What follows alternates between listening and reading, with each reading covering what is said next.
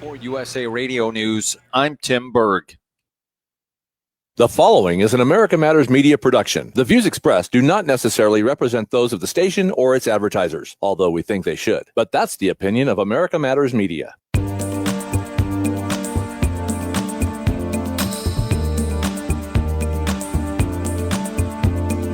This is not America. Sha-la-la-la-la. Little piece of you. Hello. Welcome to Talking Truth to Power, America's Freedom Talk Radio. I'm your host, Brendan Trainor, and I'm here with Leland Faegre, our vaunted co-host. And congratulations, Brendan. Not. You are host of the day here at America Matters yes. Media. Isn't that great? This is where you're supposed to say you're also host of the day. Well, co-host of the day. Yeah, you're co-host of the day. I'll let you have that. You know, when I left the house this morning, it was 65 degrees. It's yeah. 7,500 feet up. Yeah. Really amazing. Yeah, it's going to bake today. Summer's here. Yeah. Just waiting for another couple of weeks in July. Yeah. And then we're really going to feel it. I'll be left waiting. So it's been another week in the news and another disastrous week for the economy. Biden is saying that he wants to eliminate the gas tax during the summer, but that's like, proverbially spitting in the wind. Yeah, literally. You might say. Yeah. There's no money there. No money there. Yep. It might save a few bucks off your weekly bill, but not that much. And it's certainly not going to do anything for the truckers and the supply chain disruption. And Diesel. Diesel is what's really hot. Everything travels by diesel. So. Yes. Yeah. He hates us. Yeah. He hates us. It's just the facts. Yeah. Biden hates Americans. He hates everything about it. He even has a plan for a hemispheric order now. Did you see that? A New World Hemispheric Order. Which is what we've been talking about here on Talking Truth to Power for 4 years. Yeah. Obrador. It's not Biden's idea, see? No. Obrador is going to suggest it. When he comes to the White House next month. He's going to suggest that? Yep. He's going to initiate the grand design for the Americas, which is what we've been talking about for years, in the model of the European Union. Okay. It's going to be a headline story because that's why he wants those open borders. He doesn't want countries. He wants a region. That's right. And control of it. I understand that, but you think Obrador is going to do that? Yeah. It's going to be at his direction. That way it doesn't look like Biden is doing it, even though that plan originated here many years ago. Even though Obrador has been saying that bad, mean things about Biden and NATO and everything. Just gloss over everything. Yeah. This is about world government. Yeah, it is. Everything in the last century was about world government. 1 and 2, everything in between. Oh, the world wars, you mean World War I and II. They were meant to give legitimacy to the idea of an infrastructure. They're making the world safe for democracy. Exactly right. Yeah. We're changing people's lives. Yeah, that's right. They are. Well, there may be a bit of a roadblock in France. Did you hear about the elections over there? Yes. Let our listeners know if they, because we're around the world now. Yes. So, Yeah, we have listeners in France, I'm sure. I'm sure we do. They probably voted for Marine Le Pen, too. Absolutely. They did. If they're listening to us, they did. So Marine Le Pen's party, the National Force, I think it's called, or the National Rally, got the highest number of seats by far for her party, which is in France, it's considered a far right party. These are the parliamentary elections. Yes, these are the parliamentary elections. Which we talked about a few weeks ago. Yeah, we thought Macron would do badly, but now that the results are in, he did even worse than a lot of people thought he would. Mm-hmm. He needed 289 seats to keep his center-left majority in power, or center-right, whatever he calls it. 289 seats. He got 234. It's hard to come back from 20% approval ratings. And a couple of years of daily demonstrations by the yellow vests and the lockdowns and everything else. He's left a mess there. The second largest party with 150 was the far left coalition, which they included the communists, the socialists, the Greens. It's a big melting pot of leftist It's ideology. a big club, and you ain't in it. Yeah, well said. Yeah.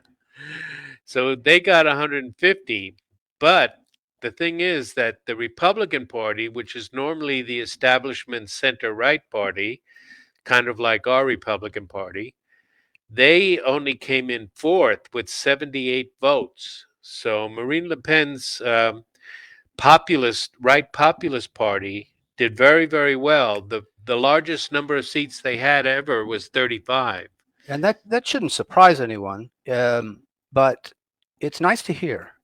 Yeah. You know? Yes, exactly. She finally broke through the glass ceiling. That glass ceiling. Yeah.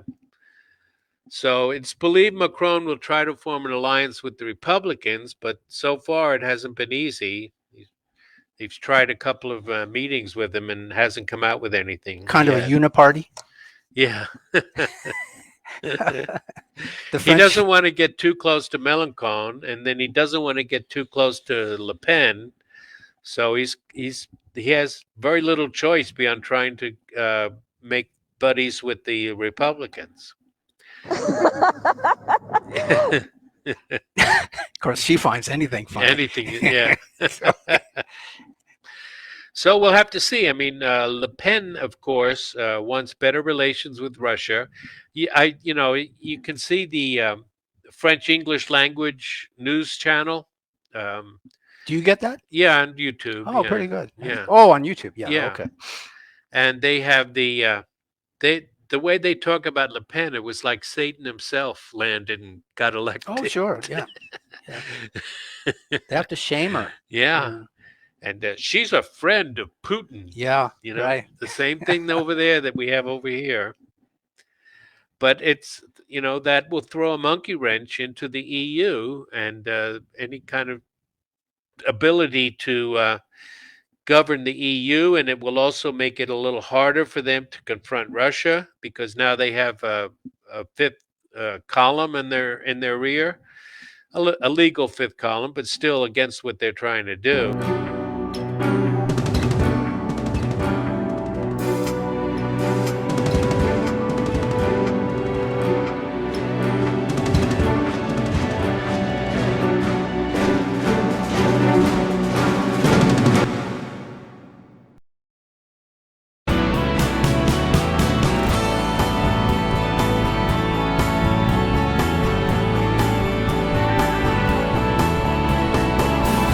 Unable to listen to the whole show, a recording of today's program will be available later today. Visit americamatters.us and click on the podcast button. Now, back to the show.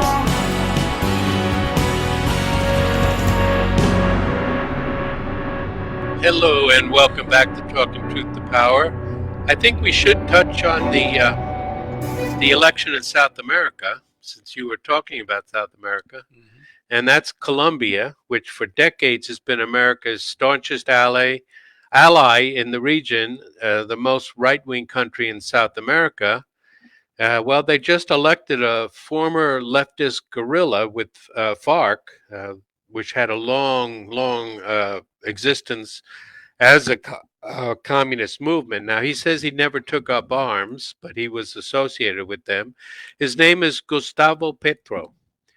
And if he survives the target he's putting on his back, he can. I was going to say that. He can take Colombia, like many South American countries, closer to Venezuela, and basically the rest of the continent is undergoing a pink wave that's washing over them. Like we will hope to have a red tsunami in the fall. Yeah. They're having a different kind of pink wave down there. So now Brazil is also expected to go left, and Bolsonaro, the right of center president, will probably lose to Gabriel. I think his name is Gabriel Luna.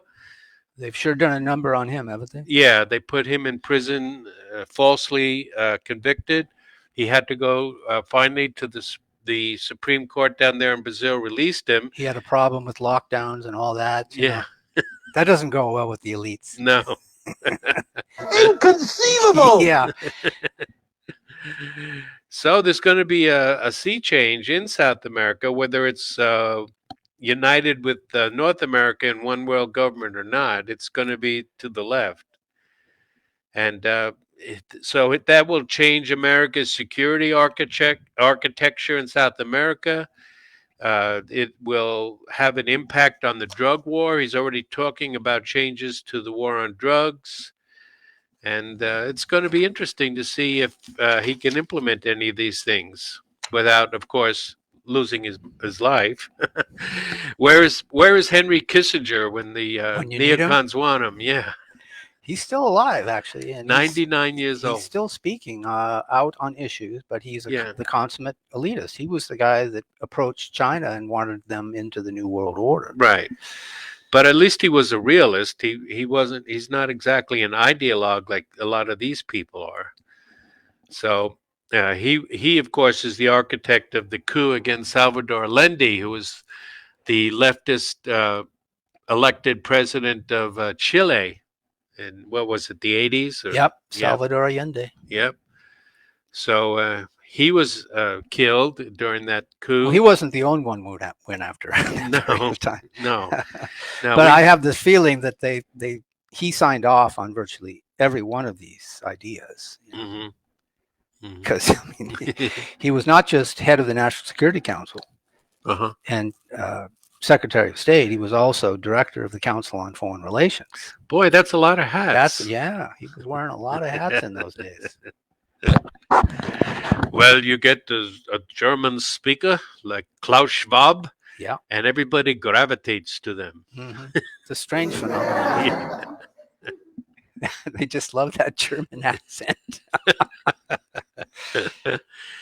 All right, so leaving elections aside for a bit, I mean, the elections were not spectacular in America this coming week, but the insurrection clown show continued in Washington.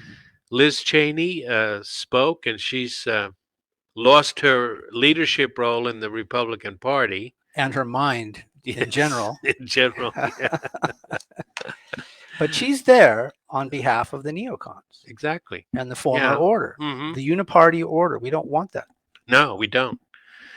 So good riddance to her. Exactly. Don't let the door hit you on the way out. Exactly. And if it does, I'm not going to stop and help you. What am I doing here?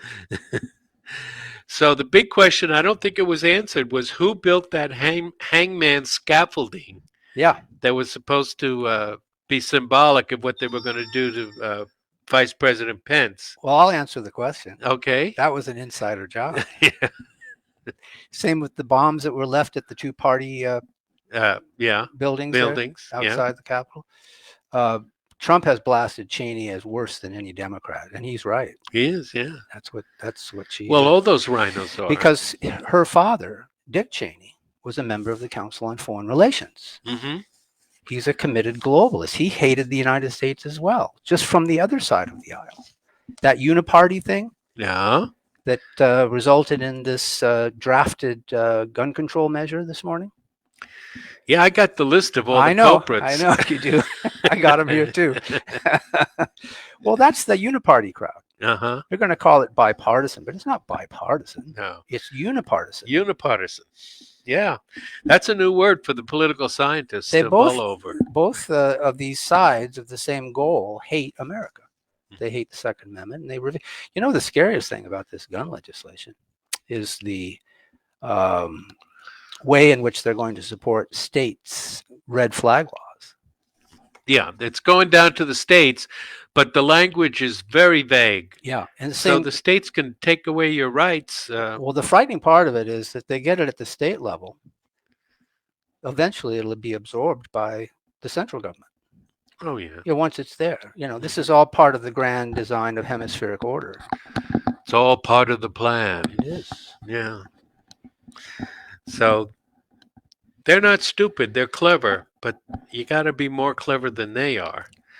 Well, we can't do that with public schools. Boy, Lady Lindsey Graham is a Lady Lindsey Graham. Yeah. I wish they would out him. They keep threatening to out him every election. Well, you know and what's they never happened? do. He transforms himself. He morphs depending upon where he thinks, the wind is blowing. Yeah, right. When Trump was there, he was all with Trump. Now he's gone back to McCain. Mm-hmm. He's the McCain side of the aisle now. Sure. Like he seeks protection over there for some reason. What is it about the Carolinas anyway? I've been there a few times. It's hot, but it's lovely. Let me see. Lisa Murkowski. She always goes Rhino. Of course, there's Mitt Romney. Tom Tillis of North Carolina. Mhm. That's another Carolina lad. Mm-hmm. Just can't wait to take away your rights. Richard Burr. Roy Blunt. I thought he was kind of based, but he signed on to Well, it. same with Cornyn. I mean, Yeah. Well, I knew Cornyn was. well, I did no too, good. but once upon a time, you wouldn't have thought half of these people would have flipped. Uh-huh. Mhm. It's not like they're in, dangerous districts or states that threaten their seats. And I'm sure the IRA, the gun lobby will save them. If nothing else does. So. Shut up and take my money. Man, the gun lobby that didn't support us when we ran for Yes, office? exactly. That gun lobby. That gun lobby. The NRA. The NRA, with the intrepid and quite ethical leadership of Wayne LaPierre. And did you see that the IRS and other agencies I saw this on Tucker yesterday, and I heard this somewhat in the past, that they are buying up ammunition. Yes. What are they doing with ammunition? They want to use those 9mm to knock your lungs out. The question, every time it the hits. question, what are they doing with the ammunition, was a rhetorical question, because we know what they're doing with the ammunition. They're keeping it out of our hands, and they eventually will use it against us.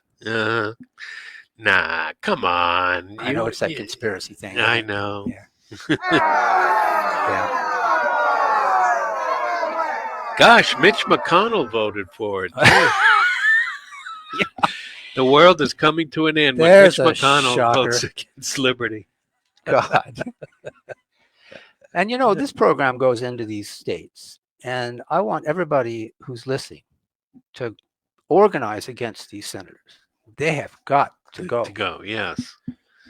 They reveal themselves here. Portman. I mean, honesty.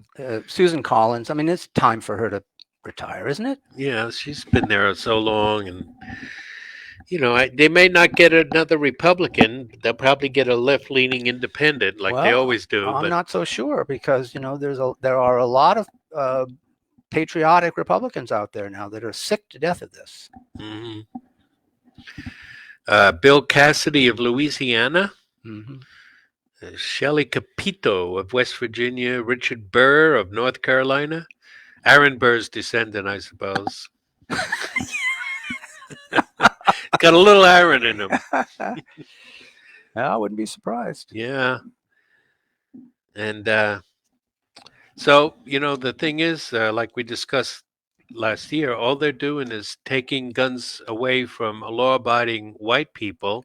They're not going to stop the main criminal element, No, which is the Blake handguns. Master says is, The handguns in the hands of the inner black city people. blacks, Yeah. the blacks on the far left of the bell curve, Yep. down there with the IQ around 80. Those are the ones that are really causing all the problems. The NRA will support legislation that improves school security, promotes mental health services, and helps reduce violent crime. However, this is them speaking.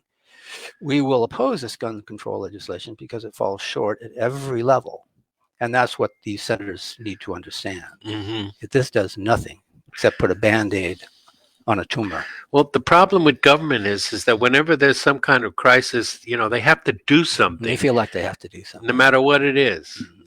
They can't do nothing and just let the liberty and the freedom work out these problems, and without the political interference on the civil society side. They have to create a new law, and But it is dangerous.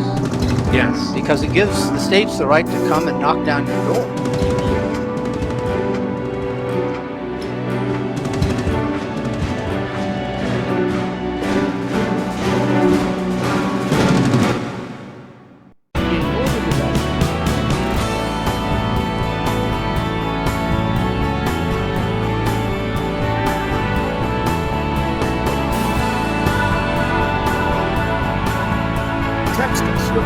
questions or comments to 775-237-2266. Now, back to the show.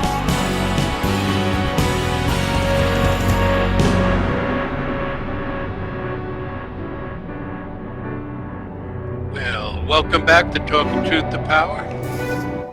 And I'm your host, Brendan Trainor, my co-host, Leland Faegre. Well, speaking of gun control, it looks like we had a little too much gun control down in Uvalde, Texas. We did? Oh, man. Now, Could it have been any worse? The Texas Department of Public Safety is calling the response by the Uvalde School District Police as an abject failure, and that's probably, not the half of it. No, it isn't the half of it. Yeah. It turns out now that the police not only had rifles in that hotel, in that school corridor, but they had some shields. I know, they had shields. They had shields within, 3 minutes or something? Right. What else did they need? No. And the thing is, the door probably wasn't even locked. Apparently it wasn't. Yeah. So they could have just opened the door. So the whole thing was a lie, what they told us. Yeah, exactly. It about was the a lie response. from top to bottom. Every bit of it. Now, someone was in charge of that operation. Uh-huh. And Well, there is this guy, Arredondo, yeah. but I don't know if he was in charge of the whole operation, but he was in charge, and he went into the school without his radio. So he couldn't communicate with the police that were guarding the perimeter. It couldn't have been handled worse Uh-huh. than how it had played out. And it's hard to comprehend how, and they had just had training 2 weeks before? About a month before, Something, I think. yeah. Something like that. Yeah. So they were ostensibly prepared for something like that. And yet. Inconceivable! Yeah. And can you imagine what it's like in that community now? I know. It just, The anguish that these parents must be feeling. oh my God. It's amazing. Someone's kid could have been saved there, Sure. even if not all of them. So they wasted their time getting a key ring from the janitor and then trying to open up the other classroom doors to see if they could find a master key so they could open the unlocked doors where the shooter was. Oh my God. When you work it that way, Uh-huh. oh my God. Talk about the Keystone Police, Now, who's liable for this? That's what we need to find out. Is it the state of Texas? Is it going to go all the way to the state level because it's a public school? How's that play out legally? Because that's where this is going to end up, in the courts. Oh, sure. Somebody's going to get sued over this. Yeah. If you have your kids in public schools, you got to get them out, ladies and gentlemen, Yeah, because not only are they not teaching them anything, Or they're teaching them awful things. but they're not safe either. No, So you're complicit as a parent for sending your kids to those institutions. that's right. Oh, look at the phones light up.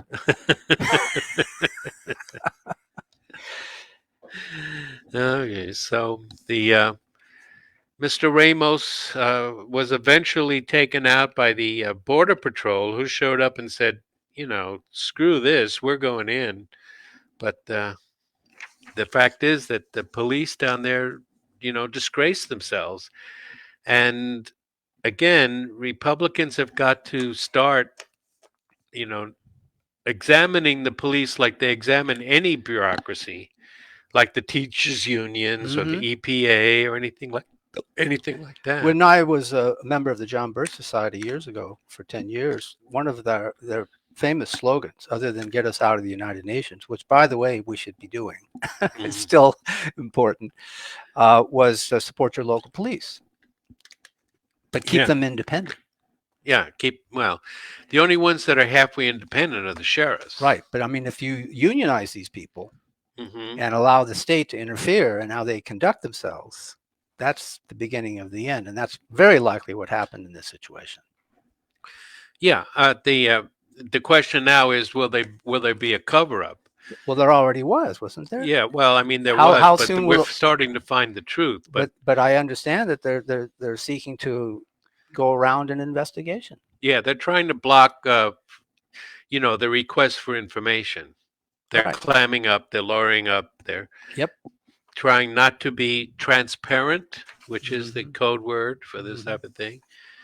So it's a mess, and the thing, there is no easy solutions. I mean, do you militarize the schools? Do you put police in the schools? If you put police in the schools, all that really does is start a shuffle going between the police and the police in the schools and the students getting arrested, and over things that that are minor. There's no value to the public school.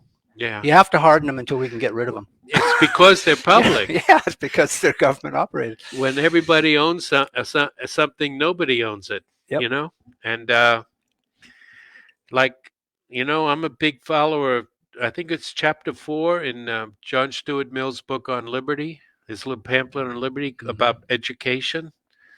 And if the government should not be involved in education, except perhaps having a standardized testing at different levels to make sure that the private schools are doing their job. It should be privatized. If there are if people are too poor to attend private schools, then the government could issue them vouchers in that case. Yeah, but I mean, you've got charities. You've got, Yeah. What do we pay Catholic charities for? That's the largest recipient of federal Money. money. Yeah, all the charities have been corrupted. Redistributed wealth in, I think, 60% of total redistribution of taxpayer dollars goes to the Catholic charities. You know what they're doing is they're covering up for the immigration crowd that's crossing the border illegally. That's Well, what their the job is immigration these days. crowd and the pederast crowd. Yeah, there's a lot of pedophilia in that Shut up organization. and take my money. So we have to figure out how we can get government out of education, because they clearly can't even keep them safe, much less educated. Yeah, but I was saying that a lot of people think Milton Friedman invented the idea of vouchers, but this voucher idea goes back all the way to 1850 in John Stuart Mill. He's probably the one that first proposed it. Yeah, he should get credit for it. Yeah, but at any rate, the poor kids are the ones that are suffering, and we're going to get into a little bit of that with our discussion on the second-tier minorities and their revolt against the Democratic Party. We are? I think so. Oh, good. It's about damn time we talk about that, huh? Yeah. Yeah. So 'Cause there's plenty of it going on out there. But yeah, it has to be understood in the context of what he seeks to do. And basically, in a sentence, he is trying to destroy this country. as we know it, It sounds it's not peculiar. America anymore. This is not America. We're But changing people's lives. and they know they've got very little time to do it, Mhm. because we're not going to put up with this beyond November. Exactly. Yeah. We're not gonna take it anymore. Exactly right. So the Democrats like to call Republicans the white party, the white supremacist party, and all that. Maybe Republicans should really call out the Democrats and call them the black party and make them own it. Well, we should call them the racist party, Yeah, the racist party, but because racism, white supremacy originated with that party. yes, it did, with the KKK and everything else. Yeah. But that was over. And who the delivered States. who delivered the eulogy for Robert Byrd's memorial service? Let me think. The President of the United States. For the Grand Vizier, or whatever he Biden was a buddy of these people, all these KKK crowd. Uh-huh. That's these. Oh, look at the phones light up. There's a lot of Democrats calling in, I think, to protest our characterization of the President of the United States. Jail put him on hold. We choose truth over facts. Uh-huh. But when we're talking about second-tier minorities, what we're referring to is the fact that the Democrats have elevated the blacks to the supreme minority status over all the other minorities, and they're beginning to pay a price for that. Except maybe for the gays and especially the trans people, they're the same. They're up on the same level. The now. fraction of 1%. That crowd. Yeah, that crowd. So I think they think Mhm. their approach here, their strategy is that they can nuance the electoral body in so many different little parts that somehow or other they can bring them in at election time. I don't think that strategy works. No, it's no. I don't think it would work either. They can't get over the fact that they're creating enemies within their own group.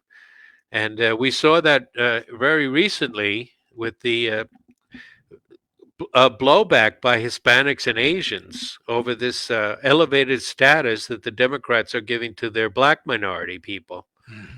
And the first sign of it was probably a few months ago with the expulsion of the school district representatives in San Francisco who were trying to change the name of the schools. All the way down to the school board level. Yes, exactly. It's going to be a bloodbath in November if there's an election. Yes. I still think they got something up their sleeve.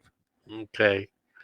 Whether it's a new pandemic, or something more serious like a world war, something's going to happen because they cannot face that election. Well, so that was mainly an Asian phenomenon, the backlash against the school districts, because of the threat of lowering educational standards to favor the black students, and renaming schools and canceling American heroes like Washington and Lincoln as racist. Those Asian power moms, they get very upset about changing the school standards.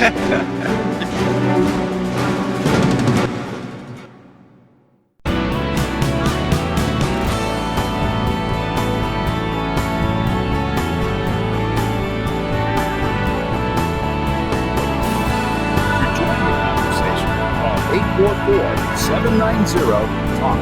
That's 844-790-8255. Now back to the show.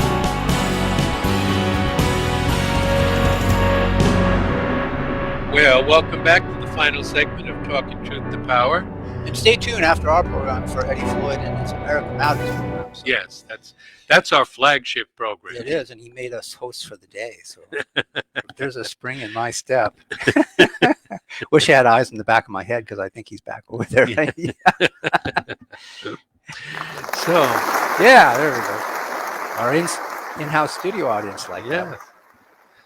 All the cool kids are still going to Kyiv. Are they still going over Yeah, there? they're still going over there.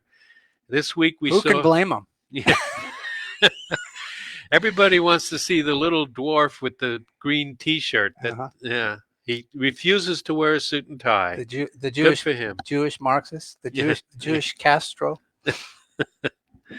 So Macron of France, Schultz of Germany. All that money we sent them is not going for weapons. No, of course not. It's It's going to in line everybody's somebody's pockets. pocket. Yeah, Exactly. everybody's pockets. Sure, you're going to send billions of dollars. Well, some of it's going to replenish our weapons because supposedly we sent them so many weapons, although the weapons we sent them are not going to work. No. But still, it's all a grift. War is a racket. You know? Always. Yeah. There are no exceptions to that. So they gave him a bone. They promised candidacy for the European Union, whatever's left of his country. Yeah, who's the other side of that bet? Huh? Yeah. Is that going to be how he gets himself out of this? Oh, if he does. Yeah. I mean, his life. They leave him 3/4 of the country, and then he joins the EU, and he's successful. Is that the way they were going to sell this? I guess. It looks that way. Yeah.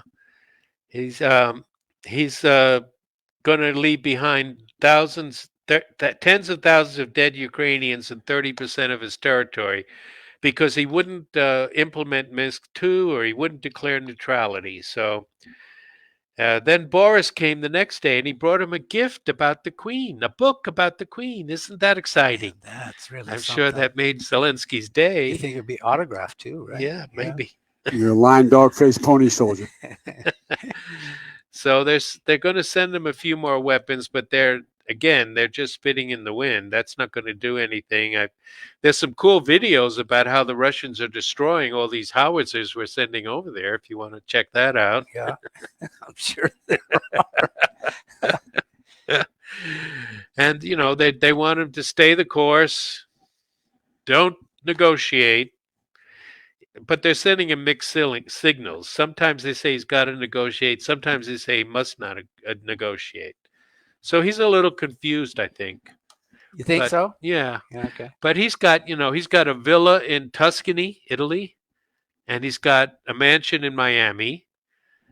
He's got He's got anywhere. an alliteration going there. Yeah, he's got anywhere from 40 million to $1 billion waiting for him in different bank accounts. You hear different things, but he's definitely not going to be poor. Well, now, will Hunter remain on the board of directors of Burisma?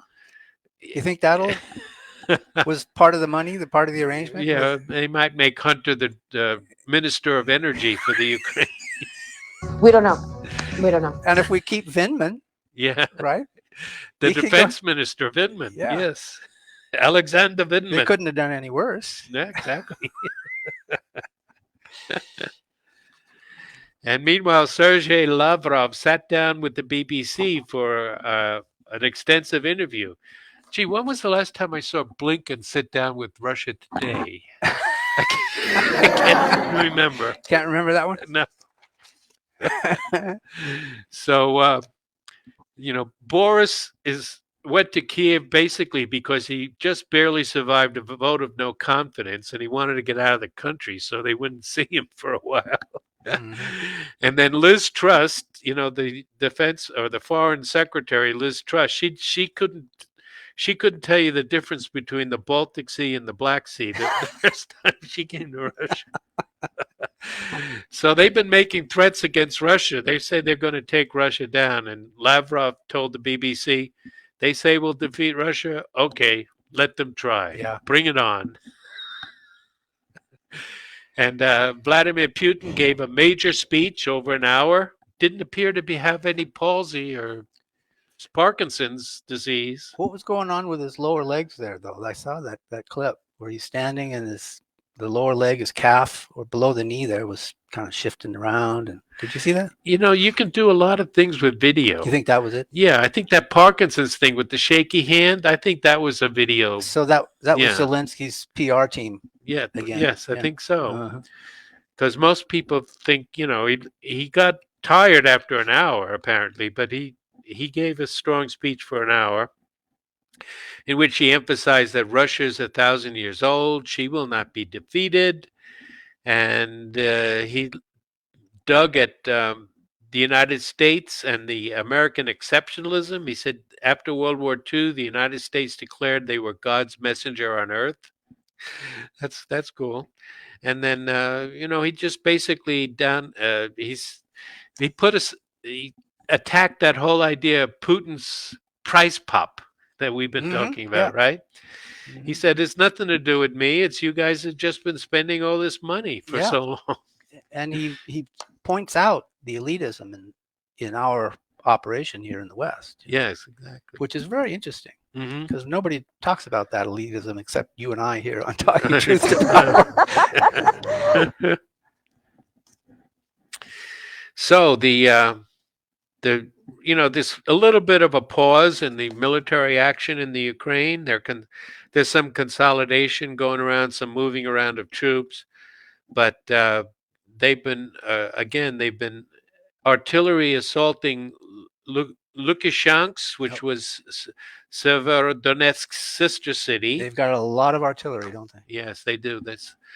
They have 10-to-1 ratio of artilleries fired to Ukrainian artillery fired. And It's overwhelming. Yeah, that's overwhelming. And I understand that Russia's capable of bringing in 500,000 artillery shells plus 500,000 tons of humanitarian aid every week. So they're not slowing down. They have their production, their ammunition factories. They're all going. They can do all this themselves. They're on a war footing. Yep. Except that they haven't gone to the extent of full mobilization. No, they're clearly not. Yeah. This wouldn't have lasted this long if they had. Mm-hmm. Yep. And the reason why is because they don't want to attack civilian infrastructure unless they have to, Right. unless it's being used as a human shield operation. Right. And then they're perfectly within their rights to attack it. But meanwhile, the Ukrainians have been bombing the capital city of Donetsk, which is only a few miles from the front lines. They still haven't liberated all that much of Donetsk, although they've got Luhansk, the other twin baby, almost completely liberated. But in Donetsk, Ukraine has been firing these cluster bombs, and they're just killing, 10, 20, 30 people at a shot and wounding others. You can see that. You can see the results of that on Patrick Lancaster, his videos on YouTube, and there's also a female reporter that's there called Eva Bartlett, and she puts out on the scene videos that you can also check out if you're interested. And if anybody wants to go on Telegram, that is actually got a lot of content from many different people in the. I've thought about joining that. Yeah, it's supposed to be encrypted, I believe. Is it? Yeah. Yeah, but it's you can see videos and so on with on Telegram. So it's a good social media platform. Another one is Truth Social, which I joined this past week. Oh, did you? Yeah. Well, that's good. Well, I didn't want to join it when it was just a phone application because I hate using my phone. Uh-huh. But when I had a desktop platform, Mm-hmm. I'm there. So I'm on there now. Well, I hope you're stirring things up over there. I'm trying. I started with a quote from Richard Gardner Uh-huh. from the Council on Foreign Relations. Uh-huh. He said way back in, I think it was 74, in short, the house of world order will have to be built from the bottom up rather than from the top down. An end run around national sovereignty, eroding it piece by piece, will accomplish much more than the old-fashioned assault. Mm. And now we're seeing the hemispheric order coming into view. So it's timely, and it's going to be interesting to see whether I get any kind of a response over there.